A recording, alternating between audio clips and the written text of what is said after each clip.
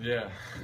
But talk to some of the wideouts today about their situation. You mentioned up in Chicago that you think it's the deepest pool of receivers since you've been here. Can you elaborate on that a little bit in terms of what you saw in the summer with the newcomers added in and stuff?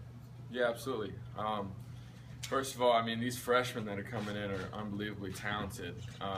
Obviously, they're still swimming a little bit, trying to learn the plays, and but ultimately, I mean, like I said, there's a lot of talent, and they're very hungry and they're very willing to be coached, which is very refreshing and very nice to see.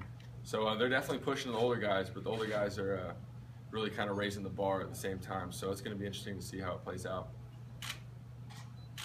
Nate, you've been on several award watch lists, most recently the AFCA Good Works team. What do all these watch lists mean to you? I mean, it feels good to be on some watch lists, but also, I mean, I understand that it doesn't really mean anything. And again, all these watch lists are kind of just a reflection of the team, because really, as a quarterback, I've said before, you're only as good as the guys around you. I mean, no matter what watch list it is. So, I mean, I understand that they don't mean much. It's nice to get a little bit of recognition for the team, but I know that we have to really come out to play to get some of these accolades and stuff, but we're really going for team awards.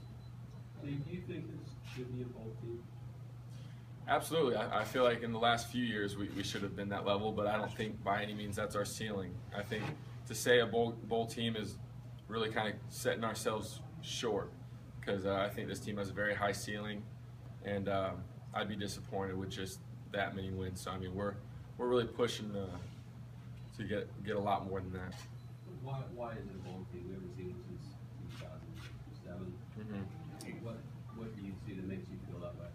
Well, first of all, I think our seniors have 100% buy-in, which I don't know if I could fully say in years before.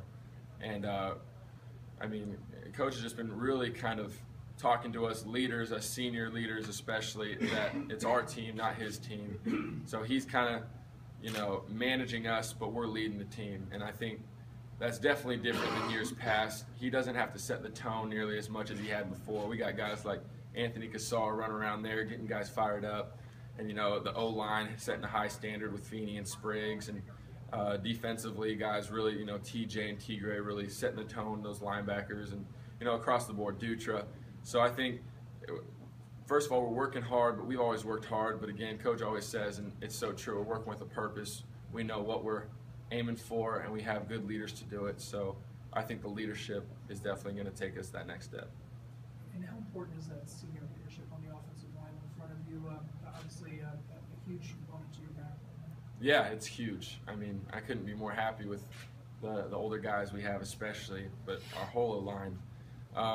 And we've really set a standard on the O-line, especially that these young freshmen, if they don't play up to the standard that Feeney, Spriggs, Jake Reed are playing at, and Ralston before he ended, but if they don't play at the level that they've set the tone for, set the standard for, they're held accountable, and it's not acceptable, which is very good to see. And the rest of the team, we need to really follow that template, because the way the O-line's been doing it starts with Coach Wilson and Coach Fry. They've really set a high standard, and they've really been the core of our success on offense the last few years. So.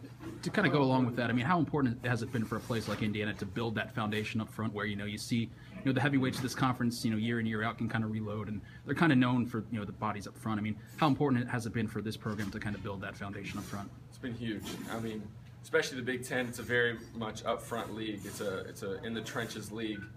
And even though we like to spread it around and pass the ball around and get the ball in space, you have to win, with a good O-line, D-line, with good fronts, because that really sets the tone of the game. You can control the game. You can really kind of take the will out of people when guys are smashing people up. So it's really fun to see those guys really set the tone, and we definitely understand the importance, and that's what Coach Wilson's really been stressing and done a great job recruiting those guys and developing them. How important is that group right now? I mean, you talked about there's some things to work out at right receiver, at tight end, maybe even a little bit at running back. How important is it to just kind of have that baseline that you can rely on the O-line? You just kind of don't have to worry about that. Oh, it's huge, because I mean, again, as a quarterback, you can't do anything if you don't have time to throw the ball, and receivers are not going to get any touches when you can't protect for a little bit, and running backs aren't going to run very much without a hole. So I mean, it's really the foundation, the base of everything. If the O-line's really clicking well, I think we're going to have success in another aspect of the game. So I mean, it's really what Coach Wilson's emphasized. It's great O-line play, and they've answered that call, and they're doing extraordinary. You feel like you're